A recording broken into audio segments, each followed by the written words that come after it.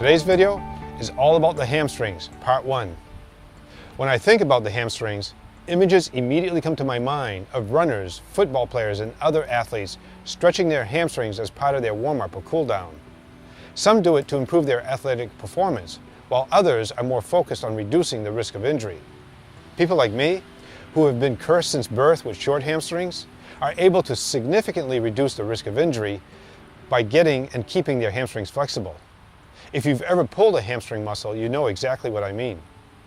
But stretching your hamstrings is just as important, even if you're not an athlete. Flexible hamstrings are a critical component to a healthy lower back.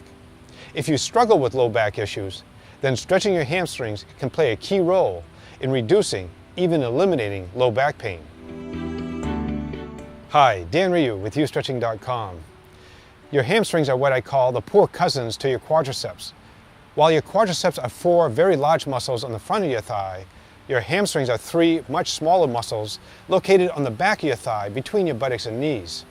And unfortunately, we spend much less time caring for our hamstrings than we do our quadriceps. Yet, every time you take a step, your hamstrings are right there, bending your knee and propelling you forward while stabilizing your hip and low back. And they begin to play a leading role when you engage in more strenuous activities like running, jumping, and sprinting.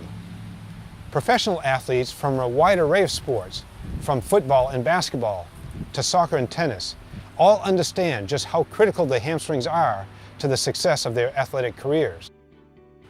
Today's stretch is going to focus on all 3 hamstrings, more specifically on the fibers located between the mid-thigh and buttocks. To get these muscles flexible and keep them that way, we're going to use a highly effective technique that I like to call 2-second stretching. It's painless to perform and safe, especially if you're dealing with a hamstring pull or low back pain. To learn more about this technique, simply click the link below to get a free ebook about 2-second stretching.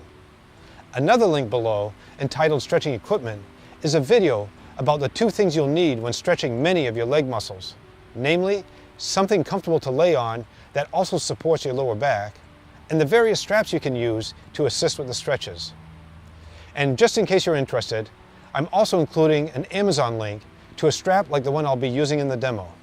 Just know that while Amazon does pay me a small fee for anything you purchase with this link, it won't affect the price of any item you select. Let's get started. Take a look at the demo below. Lay on your back with both feet flat on the surface. Start by wrapping the strap around the foot of the target leg, placing it just in front of the heel. Then, grab the strap with one hand and hold it taut while lowering the target leg to the surface. Next, bend the knee of the uninvolved leg about 90 degrees. This will help protect your lower back from stress and strain. This is the starting position. Now, without any assistance from your hands, lift the target leg, moving it along towards the same side shoulder. Your hands are simply walking up the strap and keeping it taut. Once your target leg can no longer move on its own, assist with your hands by pulling on the strap, bringing the target leg farther along towards the same side shoulder. Once you begin to feel slight discomfort, hold the stretch in that position for 2 seconds. Then, release the target leg to the starting position. You've just completed the first rep. Now, let's incorporate some slow, rhythmic breathing to make sure your muscles are getting plenty of oxygen. So as you begin the next repetition, slowly exhale as you bring the target leg towards the same side shoulder. Then, slowly inhale as you release the target leg back to the starting position. Great. Now, let's continue doing some additional repetitions and keep an eye on a couple of things. First, make sure your target leg remains extended throughout the entire stretch. If your knee starts to buckle, back off a little bit until you can fully extend your knee. It simply means that you're taking the stretch too far too soon. Second, make sure your uninvolved leg remains slightly bent throughout the stretch. It will help to protect your lower back from stress and strain. Repeat the stretch up to 10 times or until you begin feeling fatigue, whichever comes first. Then do the other leg. That will complete the first set. There's benefit in doing up to 3 sets, but keep in mind these are maximums, not minimums. The actual number of reps and sets you do will depend on a number of variables. For more on that topic, click the link below for a video about reps and sets. The important thing to remember is you should only do as many reps and sets as you can do slowly, under control, and without pain or fatigue. Well, that's it. Try doing this stretch every day and monitor your progress for the next few weeks.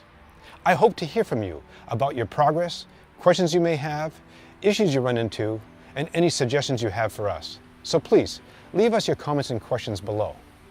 And if you enjoyed this video or found it helpful, please give us a thumbs up so we'll know we're on the right track. And be sure to share this video with family members, friends, and anyone who is struggling with low back, hips, or knee issues.